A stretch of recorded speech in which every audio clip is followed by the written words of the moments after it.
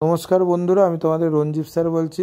আজকে তোমাদের 5th সেমিস্টারের ভারতের ইতিহাসে যাদের জেনারেলে আছে CC6 পেপার তাদের সাজেশন নিয়ে এসেছি। দেখো, আমাকে অনেকেই কমেন্ট করেছিল স্যার ইতিহাসের সাজেশনটা একটু তাড়াতাড়ি করতে।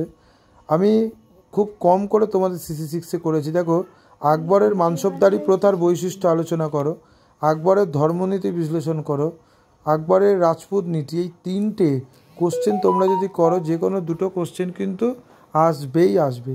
শেরশাহের সংস্কার শাসন ব্যবস্থা আলোচনা করো, খুব ইম্পর্টেন্ট কোশ্চেন। আমি প্রথম 3টে কোশ্চেন যেটা বললাম, এবং এখানে 15 আর 10 দুটো আলাদা করে আসে। 15 নম্বরের কোশ্চেনে কোনগুলো আসবে, 10 নম্বরে কোনগুলো, এবং যেইগুলো 4টে থেকে 5টা স্টার সেইগুলো তোমাদের আসবেই। যেমন আকবরের ধর্মনীতি, ঠিক আছে, আকবরের ধর্মনীতি।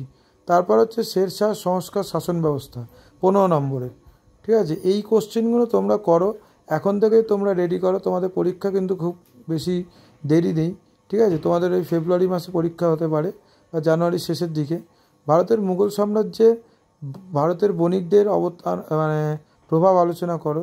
ভারতের গ্রামীণ সমাজে, মুঘল সমাজে গ্রামীণ সমাজ কীরকম ছিল আলোচনা করো। মুঘল সমাজের ইতিহাস ঐতিহ্য আবুল ফাজাল 15 নম্বরের কোশ্চেন, খুব ইম্পর্টেন্ট কোশ্চেন। এই কটা কোশ্চেন তোমরা করো, 100% কমন পাবে। কারোর যদি PDF লাগে হোয়াটসঅ্যাপে যোগাযোগ করো। 4th সেমিস্টারের মতন তোমাদের সুন্দর PDF তৈরি করা আছে, এবং সম্পূর্ণ সাজেশন সহ PDF পাবে তোমরা, এবং তোমরা 5 নম্বরও কমন পাবে, ঠিক আছে।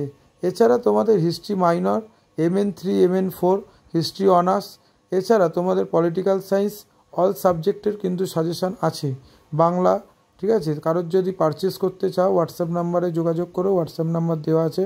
এই কোশ্চেনগুলো তোমরা এখন থেকে করো, তোমরা 100% কমন পাবে। প্রথমে 4 থেকে 5টা কোশ্চেন তোমরা যদি করো, তোমরা 10 মার্কস 15 মার্কসে কমন পাবেই পাবে 100%।